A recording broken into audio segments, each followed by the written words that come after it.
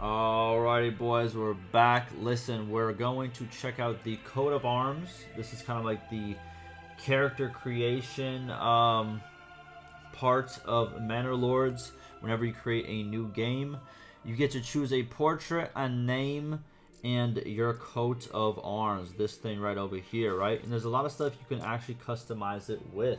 So let's check that out. Let's go farther into it and see what is possible. Now, when it comes to your name, obviously, you just type it in.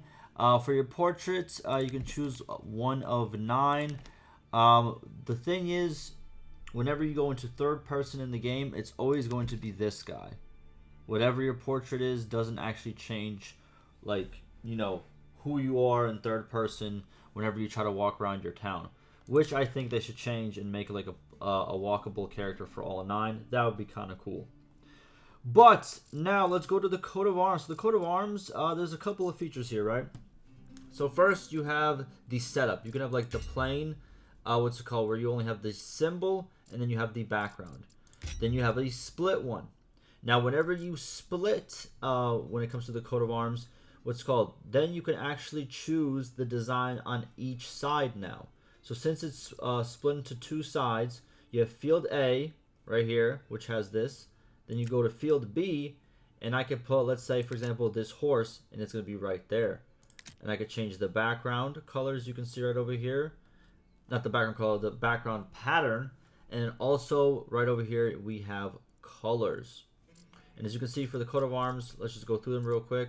We have split down the middle. We have split on, what's it called, top, bottom. Split like this, diagonal. Diagonal the other way. Split, I don't even know what you would call this, kind of, like a top, right?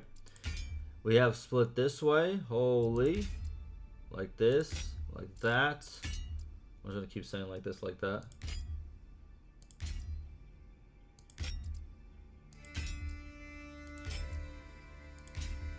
There we go. Those are all these styles that you can have. As you can see, they get more complex as you go.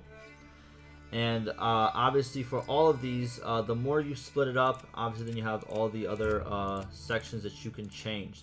So realistically, there's probably a huge amount of combinations that you can have here. Now, when it comes to the symbols, if we go back to the first symbol right over here, let's say we want to pick this symbol right? Now, we can change how many of these we see as well by the number of instance scale right over here. If we slide this, as you can see, now we have 2 of them. Then we have 3, 4, and you pretty much get the picture. And now also, you can scale this, pretty much meaning you can actually move it up and down, as you can see, and it will go upside down because it goes into the negative scale. If I go back to 1 instance of it, you can kind of more clearly see it. Get closer, and then it inverts once it goes into the negatives. Now, this part isn't done yet, but if we click on it, it opens up another one, which pretty much just turns the, what's it called? Let's put the scale back to 1. It pretty much just turns the picture and also stretches it out. So realistically, there's probably like an infinite amount of combinations you can have, and you can change the number of instances, and you can change kind of like the scale of it. You could really morph kind of like the pictures as well, which I think is very, very cool. The different backgrounds. And now with the backgrounds as well, you can change, depending on what kind of background it is, the tiling and the angle, as you can see. I make it a lot smaller, a lot bigger, where it's just like you can only see one flame. Or you can see a bunch of them, so it looks like a background. Then for the angle, you can change the angle of it as well. So let's put it a little bit bigger. As you can see, we're just rotating the angle. There is so much combination. Obviously, if we go into like this right over here, that's just one of them. Then we could change field B. We can make it this background plus that. We could scale it up just like that. It's just insane how much different things you can actually get done. But the most insane part, which I can't get to work, which sucks, but once, I figure it out, which I might not have it because it might be the early access version, you know what I mean? But you can load a custom texture. It tells you where to go. Unfortunately, I cannot find this folder to save my life. But this is also an option in the game, and I'm pretty sure on release they will have it, and I'll remake my video kind of like showing off how to do it.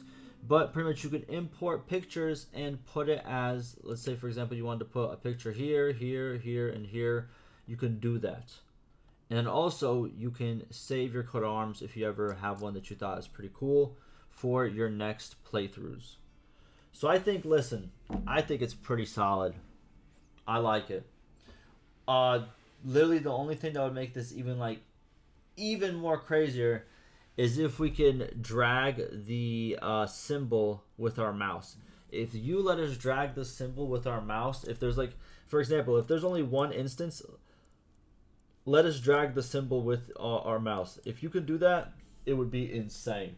But other than that, I think it's pretty dynamic, pretty cool, and yeah, people can really get creative with it. So cool. Alright, that's gonna do it for me.